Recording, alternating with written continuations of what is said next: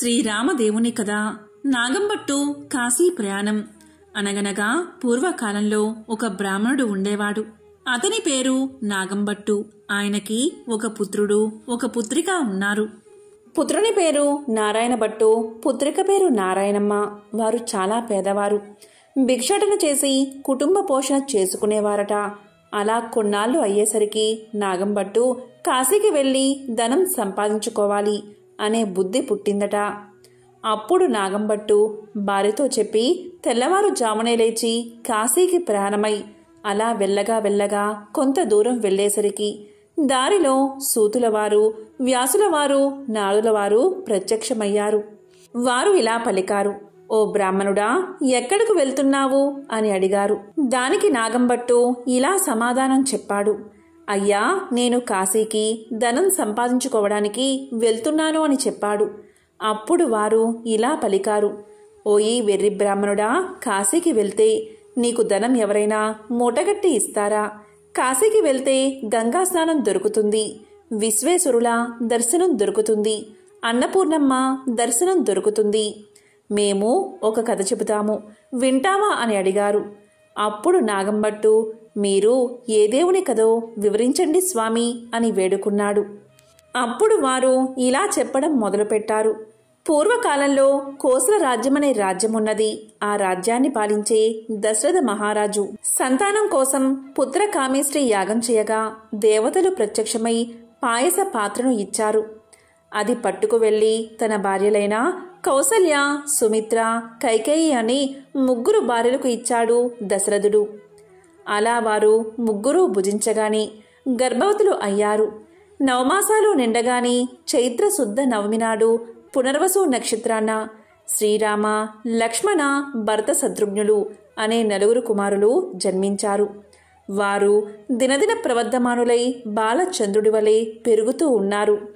కొన్నాళ్లు గడిచేసరికి విశ్వామిత్రుడు వచ్చి రామలక్ష్మణులిద్దరినీ యాగ సంరక్షణార్థం తనతో పంపమని దశరథ మహారాజుని అడగగా విశ్వామిత్రుడితో రామలక్ష్మణులను పంపడానికి దశరథుడు అంగీకరించగా ముని వారిద్దరికీ బల, అతిబల అని విద్యలను నేర్పాడు.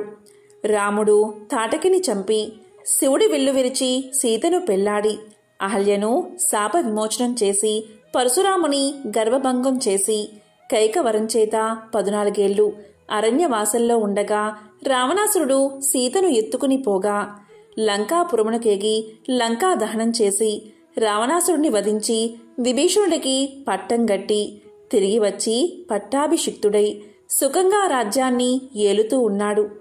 ఇది రామదేవుని కథగా చెప్పి 5 లక్ష్మీవారాలు పూజలు చేసి ఆవునేతితో దీపం పెట్టి ఆవు పాలు, గోధుమ రవ్వ, పంచదార కలిపి 5 ఉండలుగా ప్రసాదం చేసి రామదేవునికి నైవేద్యం పెట్టాలి.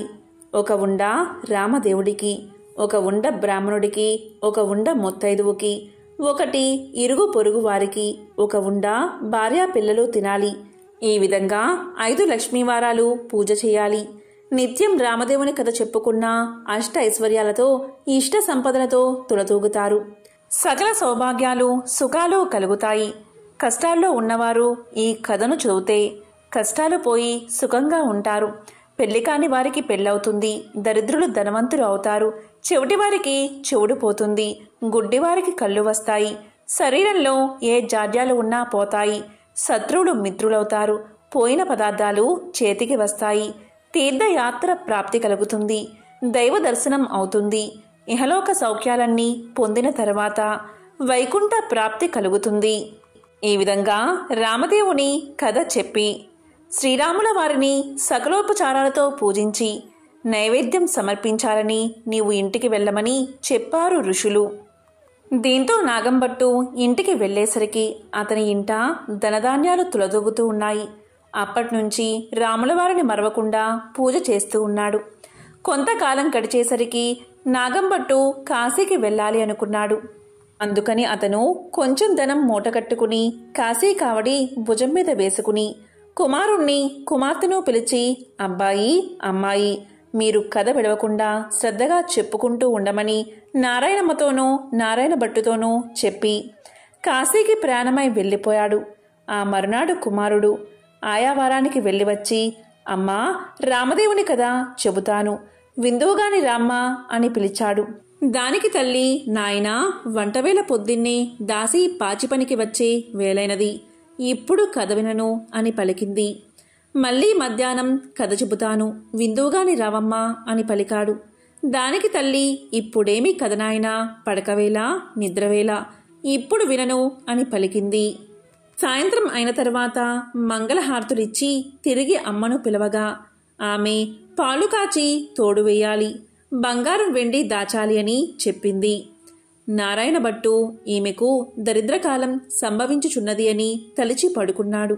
దీంతో రామదేవునికి కోపం వచ్చి ఎలా వచ్చిన ఐశ్వర్యాలు అలాగే వెళ్లిపోగా బిందెలు, చెంబులు, గిన్నెలు అన్నీ దొరలి ఇరుగు పొరుగు వారి ఇళ్లకు వెళ్లిపోయాయి.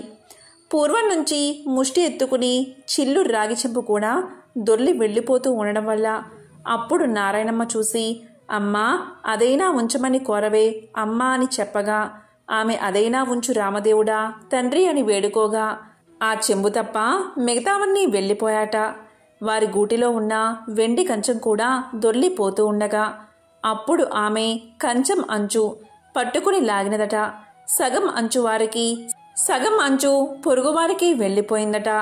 మరునాటి ఉదయమున ఆమె వారింటికి నిప్పు కోసం వెళ్లి వారింట్లో ఉన్న కంచం అంచు మాదే అన్నదట. మీ కంచం అంచు మా ఇంటికి ఎలా వచ్చిందమ్మా?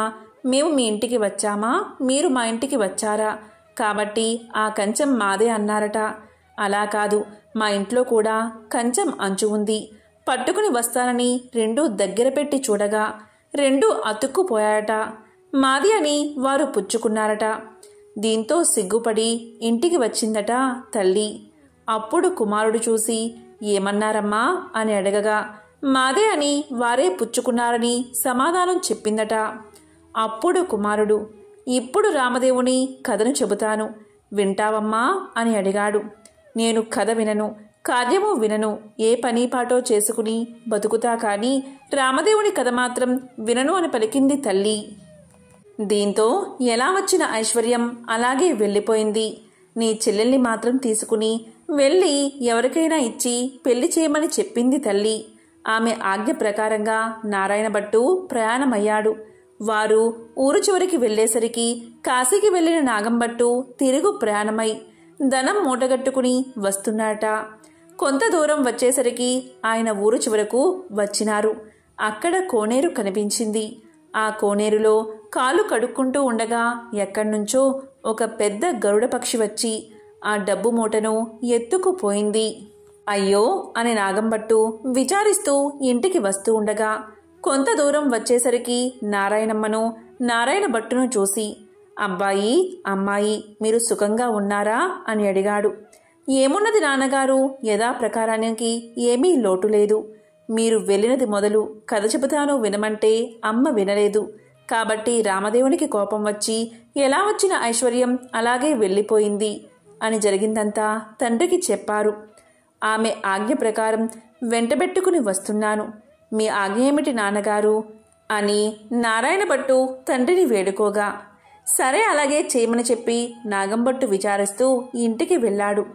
నారాయణ భట్టు నారాయణమ్మను వెంటబెట్టుకుని వెళ్తూ ఉన్నాడు.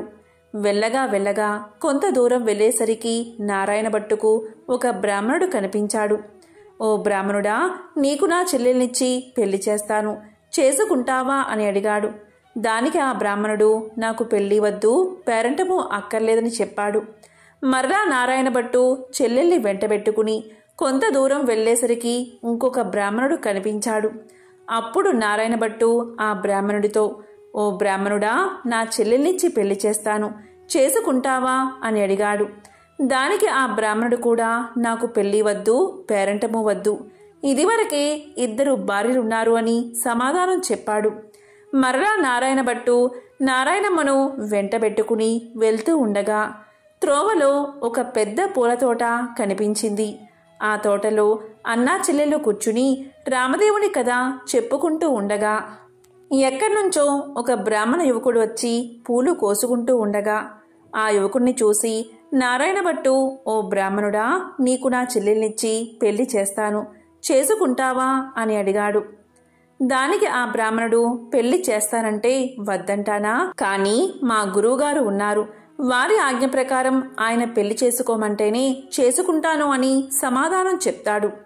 అప్పుడు నారాయణ భట్టు మీ గురువుగారు ఎక్కడున్నారు అని అడగగా పలానా తోటలో ఉన్నారని బ్రాహ్మణుడు సమాధానం చెప్తాడు.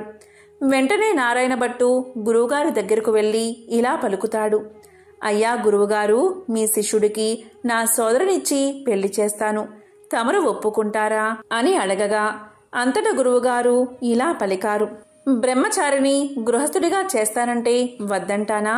కానీ వాడి దగ్గర చింతాకంత బంగారం లేదు, గోపాదమంతా భూమి లేదు, మీకిష్టమైతే చెయ్యండి, కష్టమైతే మానేయండి అని పలికారు గురువుగారు.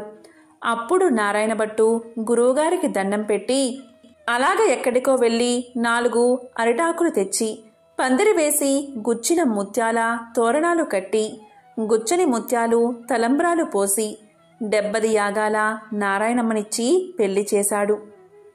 వారు అక్కడే కూర్చుని కథ చెప్పుకున్నారట. అలా కొన్నాళ్ళు గడిచేసరికి ఒక విప్రుడు వచ్చి ఇలా పలికాడట, మీకు 4 ఎకరాల భూమిని దారపోస్తాను, పుచ్చుకోవలసిందిగా చెప్పగా అప్పుడు వారు మేము రామదేవుని కథ చెప్పుకుంటున్నాము, కథ అయితే పుచ్చుకుంటాం, మీకిష్టమైతే కూర్చుని కథ వినండి అని పలికారు. కథ అయిన తర్వాత ఆ బ్రాహ్మణుడు రాగి చెంపులో నీరు పోసి పలానా తోటలో ఆస్తి ఉన్నది, అనుభవించమని 4 ఎకరాల భూమి వారికి దారపోసి ఆ విప్రుడు ఎక్కడికో వెళ్ళిపోయాడు. ఆ 4 ఎకరాల భూమి అనుభవిస్తూ కథ చెప్పుకుంటూ అక్కడే ఉండిపోయారు. అలా కొన్నాళ్ళు గడిచేసరికి ఆ ఊరి రాజుగారు ఒక భవనం కట్టించి కొంత ధనం పుణ్య దంపతులకు దారపోయాలని చూస్తున్నారట. ఎక్కడ వెతికినా సరైన పుణ్య దంపతులు రాజుకు దొరకలేదు. ఆ రాత్రి రామదేవుడు రాజు కల్లో కనిపించి పలానా తోటలో పుణ్య దంపతులు ఉన్నారు, వారిని తీసుకువచ్చి దారపోయండని ఆజ్ఞాపించాడట. రామదేవుని ఆజ్ఞ ప్రకారం మర్నాడు ఉదయమే లేచి 16 మంది బోయలను పల్లకిని పంపాడంట రాజు. వారక్కడకు వెళ్ళి ఏమండోయ్, మా దేశపు రాజుగారు ఒక గృహం కొంత భాగం మీ ఇద్దరికీ దారపోస్తారట, మిమ్మల్ని వెంటబెట్టుకుని రమ్మని పంపారు, కాబట్టి రావాల్సింది అని అడిగారు. అప్పుడు ఆ దంపతులు మేము రామదేవుని కథ చెప్పుకుంటున్నాం, మీకిష్టమైతే కూర్చుని కథ వినండి అనగా బోయిలు కథ విన్న తర్వాత ఆ పుణ్య దంపతులను తీసుకుని వెళ్ళి రాజుగారికి అప్పగించారు. దీంతో రాజు సంతోషంతో గృహాన్ని ధనాన్ని వారికి దారపోసి వెళ్ళిపోయాడు. అప్పుడు నారాయణమ్మ ఆమె భర్త నారాయణ భట్టు అక్కడ కూర్చుని ఆ గృహము ఆ ధనము 4 ఎకరాల భూమి అనుభవిస్తూ అక్కడే కథ చెప్పుకుంటూ ఉన్నారు. కొన్ని రోజులు గడిచేసరికి నారాయణ భట్టు అమ్మాయి, నేను ఎన్ని దినాలు ఇలా ఉంటాను, కాబట్టి నే వెళ్ళి రామదేవుణ్ణి తీసుకువస్తాను, నీవు నీ భర్త కథని మానకుండా చెప్పుకోండి అని చెప్పి నారాయణ భట్టు ప్రయాణమై వెళ్ళిపోగా నారాయణమ్మ ఆమె భర్త కథ చెప్పుకుంటూ ఉన్నారు. నారాయణ భట్టు కొంత దూరం వెళ్ళగా ఒక గ్రామం వచ్చింది. ఆ గ్రామంలో ఒక గొల్లవాడు వడ్లు ఎండబోసుకుని కాపలాగా కూర్చున్నాడు. ఆ గొల్లవాడిని చూసి నారాయణ భట్టు ఇలా పలికాడట, గొల్ల, ఈ గ్రామంలో విశేషాలేమిటి అని అడగగా గొల్లవాడు ఏమున్నది బాబు, నేను పుట్టుకతోనే అందుణ్ణి, మా వాళ్ళు వడ్లు ఎండబోసి నన్ను కాపలాగా కూర్చోమనగా కర్రబుచ్చుకుని కూర్చున్నాను, నా అవస్థ ఇలా ఉంది బాబు అనగా నారాయణ భట్టు ఒక కథ చెబుతాను, వింటావా అని అడిగాడు. దానికి గొల్లవాడు వింటాను అని చెప్పగా నారాయణ భట్టు రామదేవుని కథ వ్రత విధానం చెప్పేసరికి గొల్లవానికి కొంచెం కళ్ళు కనిపించాయి. ఓహో, కథలోనే ఇంత మహత్యముంది, వ్రతం చేసుకుంటే ఇంకెంత మహత్యముంటుందో అనుకుని గొల్లవాడు ఏ దైవానిదో ఏ దేవుడో చెప్పమన్నాడు. అది రామదేవుని మహత్యం. 5 లక్ష్మీవారాలు పూజ చేసి అవునేతో దీపం పెట్టాలి, ప్రసాదం 5 ఉండలు చేసి రామదేవుని ముత్తైదువులకు బ్రాహ్మణులకు ఇరుగు పొరుగువారికి ఇచ్చి భార్యా పిల్లలు తినాలి అని చెప్పి నారాయణ భట్టు వెళ్ళిపోయాడు.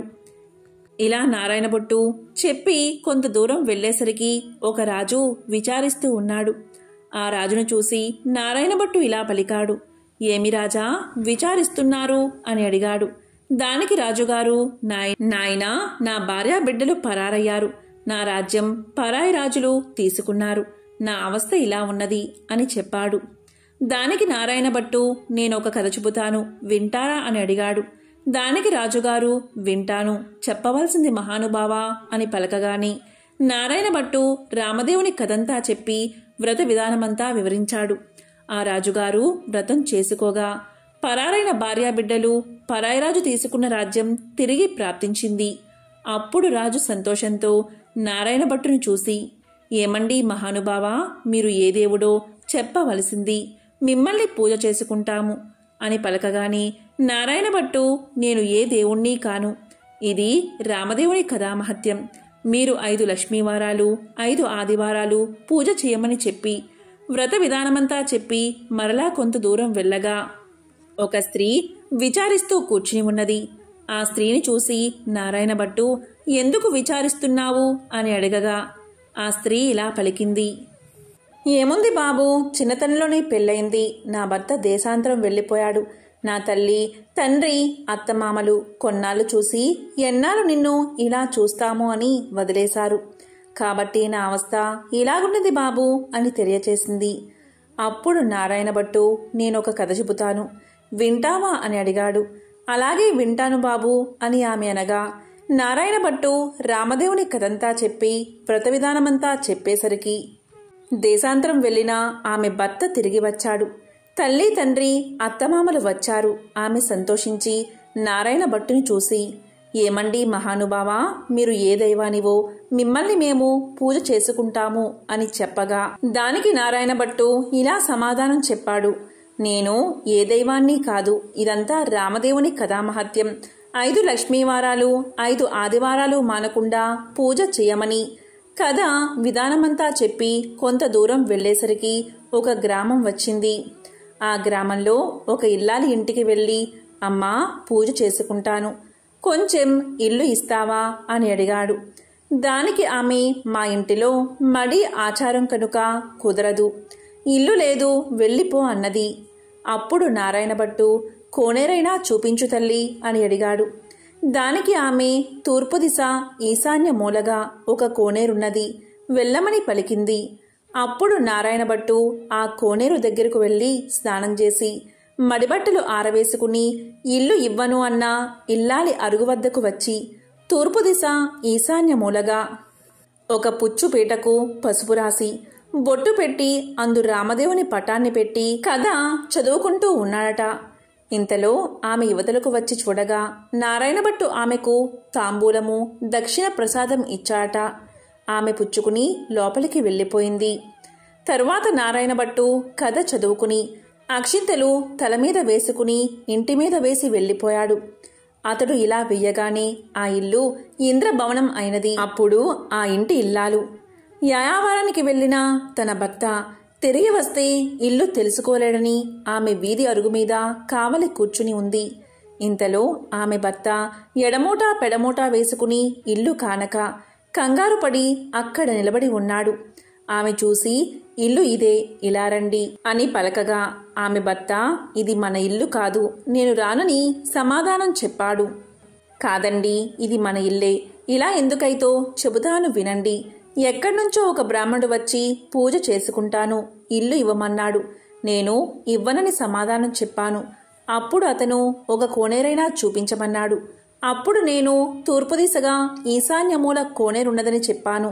అతడు కోనేరు దగ్గరకు పోయి స్నానం చేసి మడిబట్ట ఆరవేసుకుని మన అరుగు మీదకు వచ్చి ఒక పీటకు పసుపు రాసి బొట్టు పెట్టి తూర్పు దిశ ఈశాన్యమూలగా పెట్టి అందు రామదేవుని పటాన్ని పెట్టి పూజ చేసి ఆవు పాలు గోధుమ నూక పంచదార కలిపి ప్రసాదంగా ఉండలు చేసి రామదేవుడికి నైవేద్యం పెట్టి కథ చెప్పుకుంటూ ఉన్నాడు.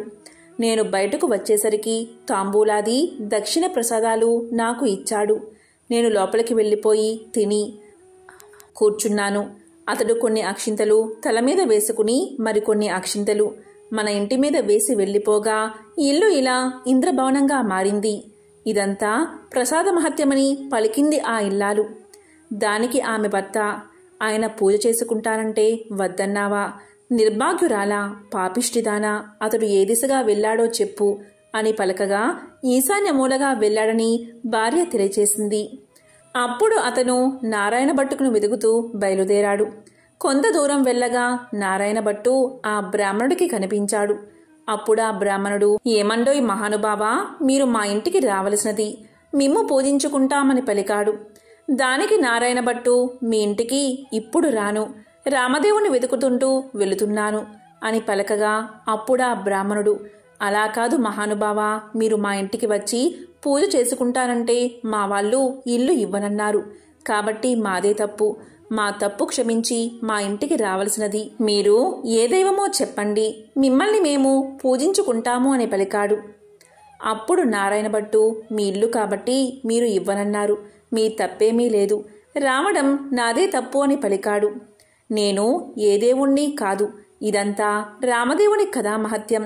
మీరు ఇంటికి వెళ్ళి 5 లక్ష్మీవారాలు 5 ఆదివారాలు పూజ చేసుకోండి అని చెప్పి వ్రత విధానమంతా అతనికి తెలియచేశాడు.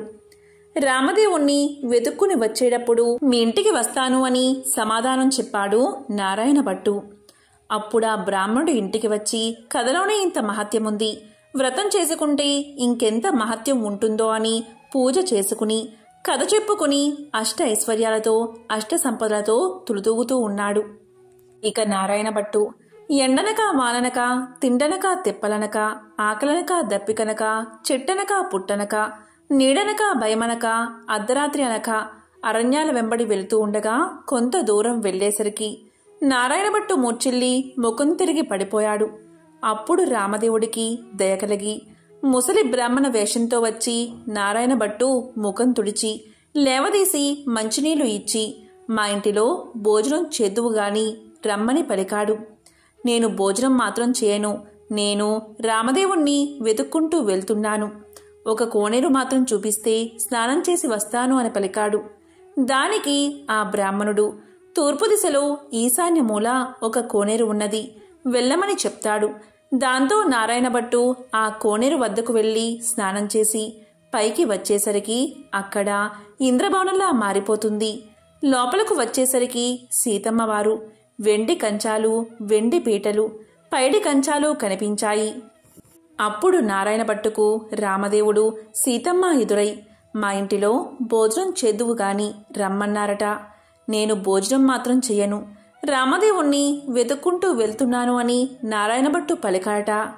అప్పుడు దానికి నేనే రామదేవుణ్ణి అని చెప్పగా, అయితే కావచ్చు మహానుభావా, నాకు దర్శనం కావాలి అని చెప్పగా అప్పుడు పులిచర్మంతో రుద్రాక్షలతో విభూతి రేఖలతో నడుమున నాగాభరణంతో శిరస్సున గంగతో పక్కన పార్వతీదేవితో త్రిశూలం త్రినేత్రముతో నంది వాహనుడై ఈశ్వరుడు ప్రత్యక్షమయ్యాడు. అప్పుడు నారాయణ భట్టు వారిని స్తోత్రం చేశాడు. వందే శంభు ముమాపతి సురగురం వందే జగత్కారణం వందే పన్నగభూషణం మృగధరం వందే పశూనాంపతిం వందే సూర్య శశాంక వహ్నినయనం వందే ముకుంద ప్రియం వందే భక్త జనాశ్రయంచ వరదం వందే శివశంకరం అని స్తోత్రం చేయగా ఈశ్వరుడు ప్రత్యక్షమయ్యాడు. అప్పుడు నారాయణ భట్టు విష్ణుమూర్తి కూడా ప్రత్యక్షం కావాలని కోరాడు. అప్పుడు విష్ణుమూర్తి వక్షస్థలమున వనమాలికతో మెరుపు తీగ వంటి లక్ష్మీదేవితో శంఖచక్ర గదాధరుడై నెమలి పింఛం ధరించి ప్రత్యక్షమయ్యాడు. అప్పుడు హరిని కూడా ఈ విధంగా స్తోత్రం చేశాడు. శాంతాకారం భుజగశయనం పద్మనాభం సురేశం విశ్వాకారం గగన సదృశం మేఘవర్ణం శుభాంగం లక్ష్మీకాంతం కమలనయనం యోగి హృద్యాన గమ్యం వందే విష్ణుం భవభయహరం సర్వలోకైకనాథం అని స్తోత్రం చేయగా విష్ణుమూర్తి ప్రత్యక్షమయ్యాడు. అప్పుడు నారాయణ భట్టు రామదేవుడు ప్రత్యక్షం అవ్వాలి అన్నాడు. రామదేవుణ్ణి స్తోత్రం చేసేసరికి హనుమ సీతారామ లక్ష్మణ భరత శత్రుఘ్నులు సపరివార సైతంగా శ్రీరామచంద్రుడు ప్రత్యక్షమయ్యాడు. అప్పుడు రామదేవుడు ఇప్పుడైనా భోజనం చేస్తావా అని నారాయణ భట్టును అడిగాడు. అలాగే చేస్తా, కానీ భోజనం అయిన తర్వాత నాతో వస్తానని అభయహస్తమిస్తే భోజనం చేస్తానని పలికాడు. అప్పుడా సీతమ్మ తల్లి 4 కూరలు నవకాయ పిండి వంటలతో పంచభక్ష పరమాన్నాలు వండి వెండి కంచాలు పైడి పీటలు వేసి వారు బందుకోటి పరివార సహితంగా నారాయణ భట్టుకు సీత మహాతల్లి భోజనం వడ్డించింది. అందరూ భోజనాలు చేసి లేచి కర్పూర తాంబూలాలు వేసుకున్న తర్వాత నాతో వస్తానని అభయహస్తమిచ్చావు. కావున మా ఇంటికి నాతో రావాల్సిందని కోరాడు నారాయణభట్టు. అప్పుడు నారాయణభట్టు ముందు, రామదేవుడు వెనుక తాను బయలుదేరి వెళ్తున్నారు. అలా కొంత దూరం వెళ్ళి నారాయణభట్టు వెనుతిరిగి చూశాడు. అప్పుడా రామదేవుడు కనిపించలేదు. అంత నారాయణభట్టు ముఖం తిరిగి మూర్ఛ వచ్చి నేలమీద పడిపోయాడు. అప్పుడు రామదేవుడికి దయకలిగి ఒక ముసలి బ్రాహ్మణ వేషంలో వచ్చి నారాయణభట్టు ముఖం తుడిచి లేవదీసి మంచినీళ్లు ఇచ్చి, ఏమీ ఇలా పడిపోయావు? నాతో నడవలేని వాడవు, నన్ను ఎందుకు రమ్మన్నావు అని అడిగాడు. దేవా, నీ మహిమను బ్రహ్మాది దేవతలు, యోగీశ్వరులు, మునీశ్వరులు, తపస్సులు తెలుసుకోలేరు. నీ మహత్యం తెలుసుకోవడానికి నేనెంత వాడని, నా తప్పులు క్షమించి నాతో రావలసినది అని నారాయణభట్టు రామదేవుణ్ణి ప్రార్థించాడు. అప్పుడు రామదేవుడు, అలాగే వస్తానని, నీవు వచ్చేటప్పుడు ఎవరి ఇళ్లకు వెళ్ళావో వారి ఇళ్లకు నన్ను కూడా నీ భుజాలపై ఎక్కించుకుని తీసుకెళ్లమన్నాడు. అప్పుడు నారాయణభట్టు రామదేవుణ్ణి భుజాలపై ఎక్కించుకుని కొంత దూరం వచ్చేసరికి ఇల్లు ఇవ్వను అని చెప్పినా ఇల్లాలి ఇంటికి వచ్చారు. అక్కడ ఆ ఇల్లాలు ఆమె భర్త కూర్చుని రామదేవుని కథ చెప్పుకుంటున్నారు. వారి భక్తికి మెచ్చి వారికి అష్టైశ్వర్యాలు, ఆయురారోగ్యాలు ఇచ్చి కాపాడి రక్షించాడు రామదేవుడు. మరికొంత దూరం వచ్చేసరికి గొల్ల ఇల్లు వచ్చింది. ఆ రోజు ఆదివారం. నారాయణభట్టు చెప్పిన మాదిరి పూజ చేసుకుని కథ చెప్పుకుంటున్నారు. వారిని మెచ్చి ఐశ్వర్యాలు, ఆయురారోగ్యాలు ఇచ్చి సిరి సంపదలు ఎడబాయకుండా వారిని కాపాడి రక్షించారట. ఇంకా కొంత దూరం వచ్చేసరికి చెల్లెలి ఇల్లు వచ్చింది. అక్కడ వారు రామదేవుని కథ చెప్పుకుంటూ బంగారపు ఉయ్యాల్లో ఊగుతున్నారు. వారిని మెచ్చి ఆయురారోగ్యాలు ఇచ్చి సిరి సంపదలు ఇచ్చి కాపాడి రక్షించాట రామదేవుడు. అప్పుడు నారాయణమ్మ తన ఇంటికి అన్నయ్య వచ్చాడని కాళ్ళు కడుక్కోవడానికి నీళ్ళిచ్చి దాహానికి మజ్జిగ ఇచ్చి మర్యాద చేసింది. అప్పుడు నారాయణభట్టు ఇలా పలికాడు, అమ్మాయి, నన్నిలా మర్యాద చేయక్కర్లేదు. నేను రామదేవుణ్ణి తీసుకువచ్చాను. నీవు నీ భర్త మా ఇంటికి రావాలి. మనమందరం పూజ చేసుకుందాము అని చెప్పాడు. అప్పుడు ఆమె సంతోషంతో అలాగే వస్తానని పలికింది. నారాయణమ్మ ఆమె భర్తతో, నారాయణభట్టు రామదేవునితో సహా వారందరూ బయలుదేరి వారి గ్రామం పొలిమేరకొచ్చేసరికి గ్రామంలోని వారు కొందరు చూసి పరుగున వెళ్లి వారి తల్లిదండ్రులతో ఇలా పలికారు, ఏమండోయ్ నాగంభట్టుగారు, మీ అబ్బాయి, అమ్మాయి, అల్లుడు ఇంకా ఎవరో బయలుదేరి వస్తున్నారు అని పరుగున వెళ్లి చెప్పారు. అప్పుడు నారాయణభట్టు తల్లిదండ్రులు పరుగున వచ్చి సంతోషంతో కొడుకుని కూతుర్ని కౌగలించకబోయారట. అప్పుడు నారాయణభట్టు చూసి, అమ్మా, నన్ను ముట్టుకోవద్దు. ఇప్పుడు నేను రామదేవుణ్ణి తీసుకువస్తున్నాను. మీరు మా ఇంటికి వెళ్ళి 4 మూలలు దులిపి నల్లగా అలికి తెల్లగా ముగ్గు పెట్టి పచ్చగా పసుపు రాసి మామిడాకుల తోరణాలు కట్టి ఒక పీటకు పసుపు రాసి బొట్టు పెట్టి తూర్పు దిశ ఈశాన్య మూలగా ఉంచి రామదేవుని పటం పెట్టి గోధుమ నూక, పంచదార, ఆవుపాలు కలిపి ప్రసాదం 5 ఉండలు చేసి పూజకు అన్నీ సిద్ధం చేసి నాకు కబురు చేయండి. అప్పుడు నేను రామదేవుణ్ణి తీసుకువస్తాను అని చెప్పాట. వారు సంతోషంతో ఇంటికి వచ్చి 4 మూల్లా దులిపి అలికి ముగ్గులు పెట్టి పచ్చగా పసుపు రాసి మామిడాకుల తోరణాలు కట్టి 4 మూల్లా వెతకగా ఒక పుచ్చుపీట కనిపించింది. ఆ పీటకు పసుపు రాసి బొట్టు పెట్టి కుమారుడు చెప్పిన ప్రకారంగా సిద్ధం చేశారు. నీవు రామదేవుణ్ణి తీసుకురమ్మని కుమారుడికి కబురు పంపారు. అప్పుడు నారాయణభట్టు సంతోషంతో రామదేవుణ్ణి భుజాలపై ఎక్కించుకుని ఆ గ్రామం 4 వీధులు ఊరేగించి ఇంటికి తీసుకువచ్చి రామదేవుడితో, తండ్రి, మా ఇంటిలో మీరు కుడిపాదం పెట్టాలని ప్రార్థించాడు. అప్పుడు రామదేవుడు వారి ఇంట్లో కుడిపాదం పెట్టేసరికి పెద్ద ఇంద్రభవనంగా మారిపోయింది. అప్పుడు నారాయణభట్టు రామదేవుడితో ఇలా పలికాడు, అపరాధిని కాబట్టి నాకు ఉన్న ఈ పుచ్చుపీటయే సింహాసనమనుకుని దయవుంచి తమను కూర్చోవలసింది అని వినయంగా ప్రార్థించాడు. ఆ మాట రామదేవునికి జాలి కలిగి ఆ పీట మీదే కూర్చునేసరికి అది వజ్రాలు, వైడూర్యాలు, కెంపులు, మాణిక్యాలతో చేసిన బంగారపు సింహాసనంగా మారిందట. అందు హనుమ, సీత, లక్ష్మణ, భరత, శత్రుఘ్నాది సపరివార సహితంగా శ్రీరామచంద్రమూర్తి తన ఇంటిలో ఆసీనులై వెలిసారట. అప్పుడు రామదేవుని వ్రతం చేసుకుందామనేసరికి అంతలోనే ఎక్కడ్నుండో ఒక బీద బ్రాహ్మణుడు వచ్చి ఏమండోయ్ నాగంభట్టు గారు, మీ అబ్బాయికి మా అమ్మాయినిచ్చి పెళ్లి చేస్తాం, ఒప్పుకుంటారా అని అడగగా, పెళ్లి చేస్తానంటే వద్దంటానా బాబు, అలాగే చేసుకుంటాము అని పలికాడట నాగంభట్టు. నాగంభట్టు గారు పచ్చని పందిర్లు వేయించి గుచ్చిన ముత్యాల తోరణాలు కట్టి గుచ్చని ముత్యాలు తలంబ్రాలు పోసి 70 యాగాల నారాయణభట్టు పెళ్లి చేశాడు. నారాయణభట్టు పెళ్లిన తర్వాత నాగంభట్టు భార్య, నారాయణభట్టు భార్య నారాయణమ్మ, ఆమె భర్త వారంతా రామదేవుని వ్రతం చేసి 5 లక్ష్మీవారాలు 5 ఆదివారాలు పూజ చేసి నైవేద్యం పెట్టి కథ మానకుండా చెప్పుకుంటూ ఉండగా వారి భక్తికి మెచ్చి రామదేవుడు వారిని రక్షించాట, సకల ఐశ్వర్యాలను కలిగించాట, ఆరోగ్యంగా జీవించేలా వరాన్ని ప్రసాదించాట. ఈ నోము ప్రపంచమంతా నోచిన వారందరూ అష్ట ఐశ్వర్యవంతులై సుఖంగా ఉండిరి. ఎంతో పవిత్రమైన విశేషమైన ఈ రామదేవుని కథను ఎవరైతే ప్రతిరోజు చెప్తారో, లేక వింటారో, లేక వినిపిస్తారో అటువంటి వారికి సకల ఐశ్వర్యాలు భోగ భాగ్యాలు కలుగుతాయి. ఆ శ్రీరామచంద్రుడి అనుగ్రహం తప్పకుండా కలుగుతుంది. ఓం రామచంద్రాయ నమః. ఓం నమః శివాయ.